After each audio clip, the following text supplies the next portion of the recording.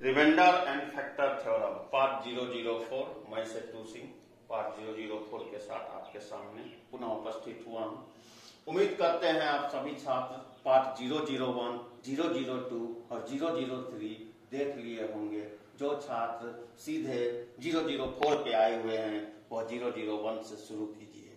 Play list में जाइएगा, class 11 का लिस्ट बना हुआ है। आप YouTube खोलते हैं, उसमें प्ले लिस्ट होता है। प्ले लिस्ट पर आप क्लिक कीजिएगा तो उसमें बहुत सारा प्ले लिस्ट दिखेगा। क्लास 11 वाला प्ले लिस्ट है, वहां एक साथ आपको मिल जाएगा। वीडियो खोलने में कोई भी परेशानी नहीं होगा। चलिए, क्या है लिखा हुआ? Remainder and factor theorem. Remainder theorem और फैक्टर थ्योरम 10th में थोड़ा बहुत पढ़े होंगे। रिमाइंडर थ्योरम, अगर px कोई पोलिनोमियल है, उसको x माइनस a से डिवाइड करेंगे तो रिमाइंडर कितना आएगा? कितना? pa।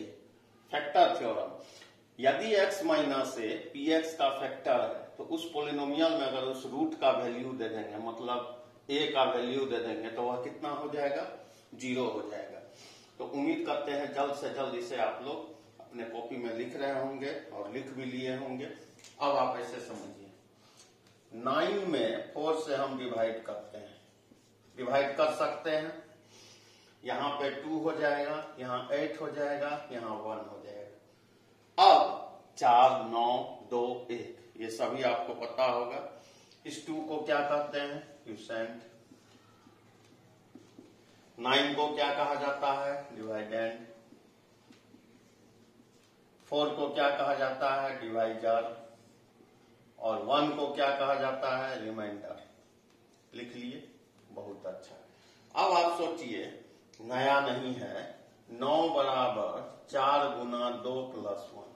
पढ़े होंगे आप formula, dividend equal to divisor into quotient plus remainder. हमने भी लिख दिया। अब क्या होगा? अब मैं चाहता हूं कि मैं इस डिजिट के फॉर्म में जो फॉर्मूला था उसको पोलिनोमियल के फॉर्म में लेके जाऊं। कैसे लेके जाऊं? सपोज कीजिए कि यह मेरा px है। क्या है? यह px है। यह जो 4 है यह मेरा कोई फंक्शन है, fx है। बहुत अच्छा।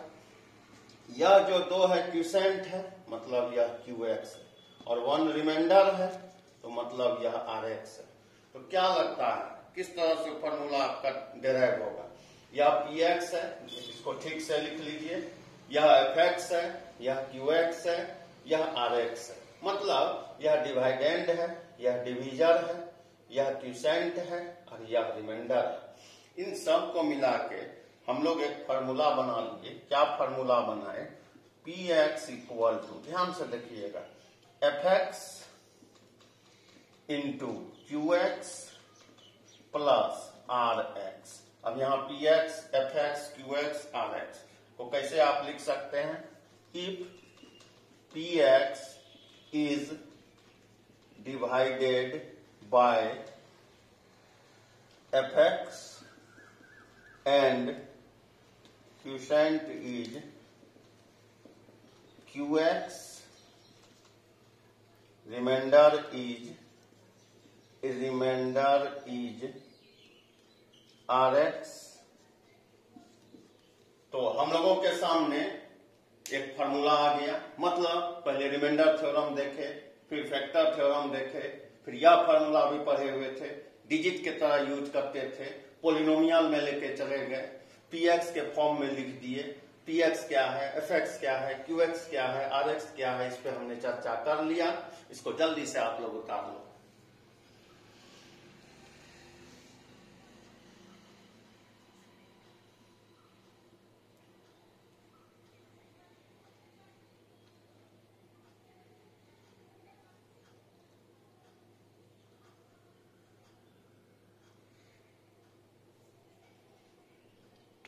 हम लोग अभी रिमाइंडर एंड फैक्टर थ्योरम देखे, एक फार्मूला को भी डेवलप किए। अब आपके सामने एक क्वेश्चन क्या है? Find remainder when 3x³ plus 4x square plus x plus 1 is divided by x minus 2।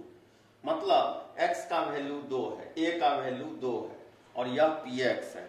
px कितना दिया हुआ है? मतलब पोलिनोमियल क्यूबिक इक्वेशन है। px का वैल्यू कितना है? 3x³ plus 4x² plus x plus 1। हम लोगों को किसका वैल्यू खोजना है? रिमाइंडर का। रिमाइंडर को हम लोग क्या लिख देंगे? PA लिखेंगे। PA का वैल्यू कितना है? 2। मान लीजिए इसी क्वेश्चन में x माइनस 1 लिखा होता तो यहाँ P1 निकालते, x माइनस 3 लिखा होता तो 3 लिखते, x प्लस 2 लिखा होता -2 लिखते। अब यहाँ पे x है तो यहाँ x³ x² है। सोचिए कि यहाँ पे राम होगा, 3 Ram cube 4 Ram square Ram plus 1। यहाँ पे डोना होगा, 3 डोना क्यूब 4 डोना स्क्वायर डोना प्लस 1। अब x के जगह 2 है, जहां जहां x है वहां वहां x के जगह पे 2 पुट कर देंगे। कितना आएगा? 3 इंटू 2 का क्यूब 4 इंटू 2 का स्क्वायर 2 प्लस 1। 2 को 3 टाइम मल्टीप्लाई 8, 3 से मल्टीप्लाई 24, 2 इंटू 2 4 इंटू 4 16, 2 1 40 प्लस 3 43। और इसका क्या मेथड हो सकता है? और सिंपल मेथड हो सकता है कि इससे इसको डिवाइड कीजिए, रिमाइंडर क्वोशिएंट आएगा। बहुत लॉन्ग प्रोसेस है, यह शॉर्ट मेथड है। जल्दी से मेरे चैनलों इस क्वेश्चन को उतार लो जो बेस्ड है रिमाइंडर एंड फैक्टर थ्योरम के बेस्ड पे। जल्दी से उतार लीजिए, तब हमारे में बात करेंगे। देखिए अभी हम लोग पढ़े सबसे पहला topic remainder and factor theorem, उस पे एक क्वेश्चन भी देखे। अब हमारा टॉपिक क्या है? रेशियो। चलिए सोच रहे होंगे कि सर रेशियो क्यों बता रहे हैं? थोड़ा बहुत कमी है, उसको मैं दूर करने का कोशिश करूंगा। रेशियो कहते किसको है? सबसे पहले सपोज कीजिए A और B 2 अलग अलग क्वांटिटीज हम लोग लिए, ठीक, और सिमिलर नेचर का होना चाहिए। किस नेचर का? सिमिलर। मतलब रेशियो का मतलब होता है कंपैरिजन बिटवीन 2 सिमिलर ऑब्जेक्ट्स। जैसे आपको बोल देगा कि आपका हाइट और पेड़ का हाइट का रेशियो क्या है, कभी नहीं निकलेगा। क्यों? एक ह्यूमन है और एक ट्री है। मतलब है कि कोई भी चीज का रेशियो लेने के लिए 2 सिमिलर ऑब्जेक्ट हमको चाहिए, सेम क्वांटिटी हमको चाहिए। रेशियो को प्रेजेंट कैसे किया जाता है?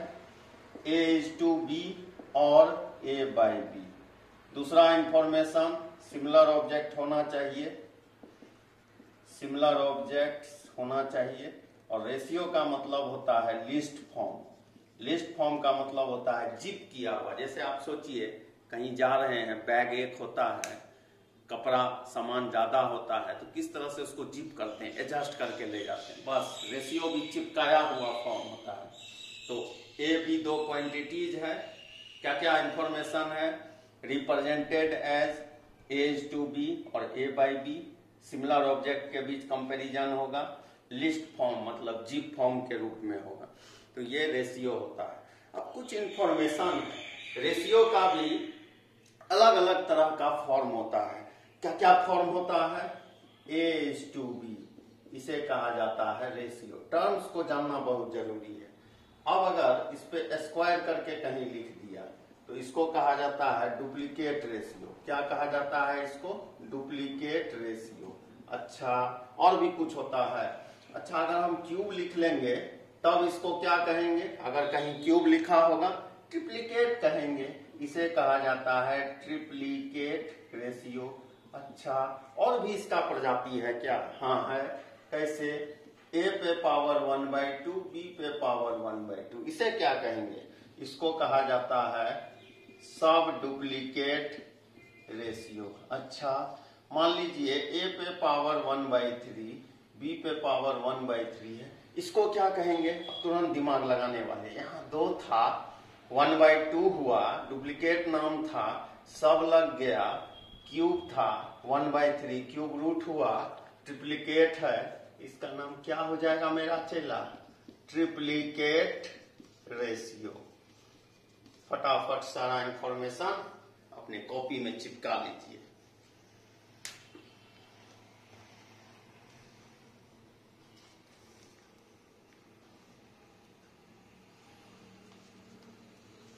देखिए अब क्या लिखा हुआ है? Compound ratio. अच्छा, कंपाउंड मतलब क्या होता है? एक से ज्यादा कोई भी चीज, एक से ज्यादा ऑब्जेक्ट, तो कंपाउंड रेशियो है तो एक से ज्यादा रेशियो। अच्छा, तो अभी तक तो 2 लिए थे A/B, इस बार 2 और ले लेंगे, CD ले लेंगे। कैसे लिखेंगे?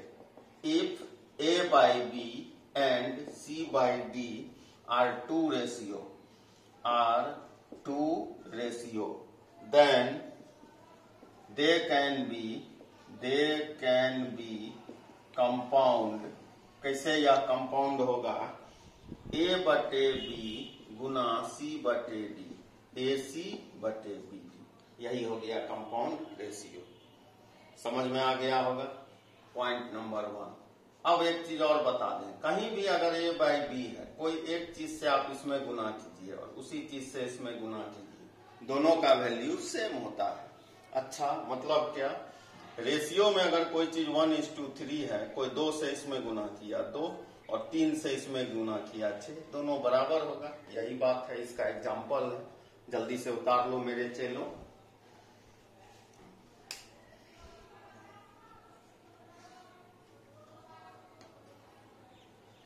देखिए, कहीं भी रेशियो का अगर बात होगा तो वहां प्रोपोर्शन भी आएगा। मतलब if A by B and C by D are such that A by B बराबर C by D, इस तरह से दोनों रेशियो बराबर है, तो इसको इक्वल टू नहीं, इसका लिखने का तरीका है A:B, इक्वल टू नहीं लिखा जाता, इस तरह से लिख देंगे C:D।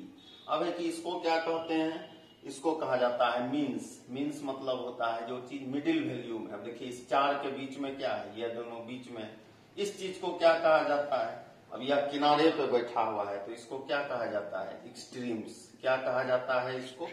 एक्सट्रीम्स। मतलब यहां से हम लोग एक इंफॉर्मेशन ले सकते हैं। क्या ले सकते हैं इंफॉर्मेशन? अब इसको अगर आप सॉल्व करेंगे तो क्या आता है? AD बराबर BC। अब देखिए, AD क्या है? A और D, मतलब product of extremes is equal to होगा प्रोडक्ट ऑफ मीन्स। कैसे हो गया? अरे BC मीन्स है, इसको सॉल्व करने से क्या आया? AD बराबर BC आया, तो BC मीन है, product of means. AD extremes है, प्रोडक्ट ऑफ एक्सट्रीम। ये रिलेशन यहां से आ रहा है, और ये रिलेशन कहां से आया? इस इक्वेशन से आया। ऐसे क्यों लिखे? इसका प्रेजेंटेशन है लिखने का, तो ऐसे लिखना पड़ा। उतार लें जल्दी से।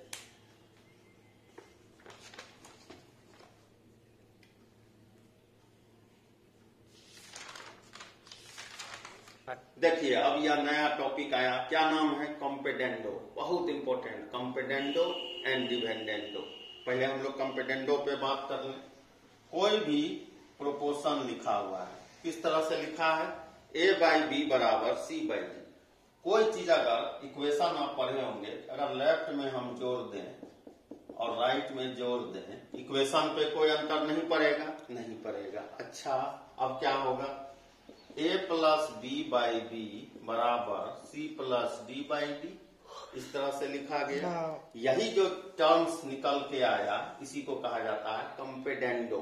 बोलने में काफी कठिन होता है। मतलब नीचे का टर्म्स ऊपर की तरफ जोड़ दिया गया, बैलेंस है, ऊपर की तरफ जोड़ा गया, इसीलिए इसको कंपेडेंडो बोला जाता है। अच्छा, उतार लो मेरे चेलों। देखिए, अब आ गया कंपेडेंडो आया तो डिविडेंडो भी आएगा, हीरा आएगा तो मोती भी आएगा। तो डिविडेंडो में क्या है? कंपेडेंडो में जोड़ दिया गया, तो डिविडेंडो में घटा दिया जाएगा। मतलब कैसे? A बाई B अगर C बाई D है, A बाई B में अगर 1 हम घटा दें और C बाई D माइनस 1 कर दें, तो इस तरह से टर्म्स लिखा जाएगा। यही जो आपका मेथड आया, एक्सप्रेशन आया, इसी को क्या कहा जाता है? डिविडेंडो कहा जाता है। उतार लो मेरे चेलों। अब देखिए, यहाँ C एंड D आ गया। यह C एंड D क्या है? यह कंपेडेंडो एंड डिविडेंडो है, एक साथ हमने लिखा। कंपेडेंडो का रिजल्ट क्या लिखे थे? A plus B by B is equal to C plus D by D, और ये था कंपेडेंडो। और डिविडेंडो का रिजल्ट हम लोग अभी क्या लिखे? A minus B by B C minus D by D। अब आप देखिए, यहाँ भी B, यहाँ भी B, यहाँ भी D, यहाँ भी D, डिवाइड किए, रिजल्ट क्या आ जाएगा? A plus B by A minus B, C plus D by C minus D। बहुत इंपॉर्टेंट मेथड मैथमेटिक्स में ट्रिग्नोमेट्री, अलजेब्रा, बहुत जगहों पे इसका यूज होगा, इसलिए अच्छे से सीख लीजिए। यह वह चीज है जो आपको आगे जाके मदद करेगा। मतलब आप ऐसे समझिए कि खेत में फसल लगाने से पहले खेत को तैयार करता है। अभी हम लोग बीज बो रहे हैं, फसल की कटाई बाद में होगी। जल्दी से उतार लो मेरे चैलों। अब देखिए, बहुत लोग बोलते हैं कि प्रोपोर्शन में 4 टर्म्स का होना जरूरी होता है मेरे भाई, मेरे चैलों, लेकिन अगर 3 भी है तो चलेगा। कैसे चलेगा तो देख लें। If A B C, those who are in, those who are in continued proportion. कैसे? यह तो गलत हो गया। प्रोपोर्शन तो आप बताए थे, उसमें 4 टर्म्स है। रुक जा वेट कर। A:B, B:C। देखिए इसका लिखने का तरीका कैसे, इसको लिखने का A/B, इसको कैसे B/C। कितना आ जाएगा? B² बराबर AC। ऐसा जो भी रिजल्ट देगा, जीपी जब आप पढ़ेंगे, ज्योमेट्रिक प्रोग्रेशन 10th में AP पढ़ के आए हैं, अरिथमेटिक प्रोग्रेशन, तो ज्योमेट्रिक प्रोग्रेशन में भी ये रिजल्ट आता है। मतलब हम बोल सकते हैं कि जीपी कंटिन्यूड प्रोपोर्शन को फॉलो करता है। जल्दी से उतार लो मेरे चैलों। देखिए यह बहुत इंपॉर्टेंट अब है कि यह के मेथड क्या है, याद कीजिए। जो लोग पार्ट 004 पर सीधा प्रकट हुए हैं, वह पार्ट 001, 002, 003 पे भी प्रकट होइएगा। सीक्वेंस में देखोगे मेरे चैलों, तब कुछ फायदा मिलेगा। मैं जब पार्ट 002 बताया था, वहां एक 3 वेरिएबल का इक्वेशन लिखा था, के मेथड का चर्चा किया था। अगर किसी को याद हो, पॉइंट नंबर 1, इफ A/B बराबर C/D बराबर E/F, कहीं भी किसी भी रेशियो आप कोई क्वेश्चन बना रहे हो, इस तरह का स्ट्रक्चर दिख जाए। कैसा स्ट्रक्चर? रेशियो में। अच्छा, और क्या? 2 का साइन दिख जाए, के मान लेना, कचरा मान लेना। कचरा माने कांस्टेंट, के को मैं कचरा बोलता हूं। तो ए क्या हो जाएगा? बी के हो जाएगा। सी क्या होगा? इसको कैपिटल लिख दिया, डी के हो जाएगा। अच्छा, ई क्या हो जाएगा? एफ के हो जाएगा। यह हो गया पॉइंट नंबर 1। अब पॉइंट नंबर 2 पे बात करें। कहीं भी अगर A/B अच्छा, C/D अच्छा, E/F हो, लीनियर कॉम्बिनेशन मेथड कहते हैं। मतलब इस 3 को आप जोड़ लेना और नीचे का 3 को जोड़ लेना, दोनों इक्वल होगा मेरे चैलों। चेक करके देख लेना। अच्छा, और कुछ हो सकता है? हो सकता है मैं इसमें 2 से गुना कर दिया, मैं इसमें 3 से गुना कर दिया। ध्यान रखना, जो चीज ऊपर हुआ वो नीचे भी करना है। 2D प्लस 3F यह भी बराबर होगा। अच्छा, और भी कुछ हो सकता है? हो सकता है क्या? XA अच्छा, और क्या? YC अच्छा, और क्या? ZE, तो नीचे भी वही करना होगा। G नीचे भी वही करना होगा। XB अच्छा, YD अच्छा, ZF यह भी बराबर होगा। यह सब वो रिजल्ट है जिसका फसल आप आगे अलजेब्रा जब पढ़ेंगे वहां पे काटेंगे। अच्छी तरह से समझ लीजिए, इसे के मेथड कहा जाता है। यह इसके बराबर लीनियर कॉम्बिनेशन मेथड, यह इसके बराबर लीनियर कॉम्बिनेशन मेथड, यह इसके बराबर लीनियर कॉम्बिनेशन मेथड। जल्दी से अपने कॉपी में उतार लें।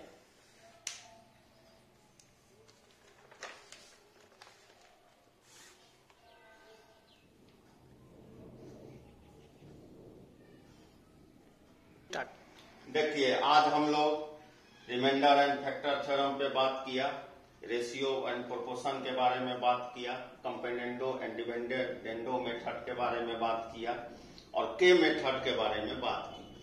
अब यह आपके सामने दिख रहा होगा, जो एक मुखरा दिख रहा है, एक्चुअली में यह लोग है। तो लोग था तो हमने लोग का यहाँ चित्र बना दिया।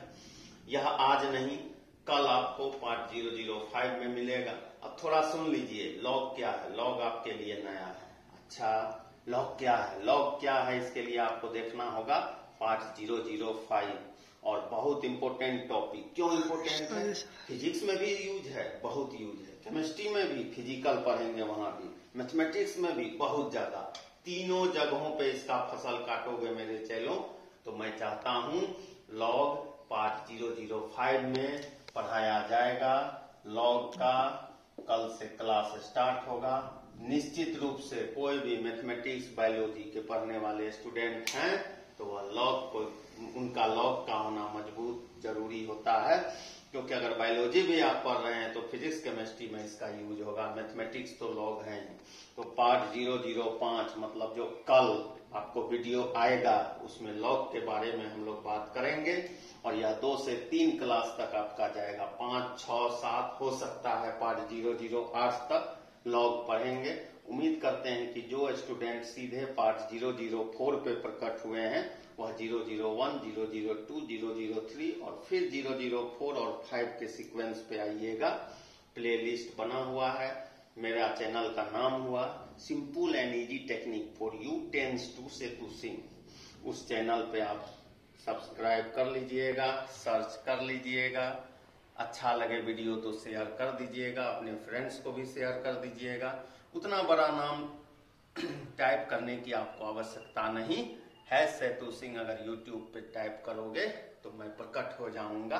उसको खोलना और मेरे चैनल को सब्सक्राइब कर लेना। मेरे चैनल अच्छा लगे तो लाइक कर लेना और अपने फ्रेंड्स के बीच में शेयर कर देना। तो कल सेतु सिंह पार्ट 005 के साथ लॉग के साथ हम लोग उपस्थित होंगे। Thank you.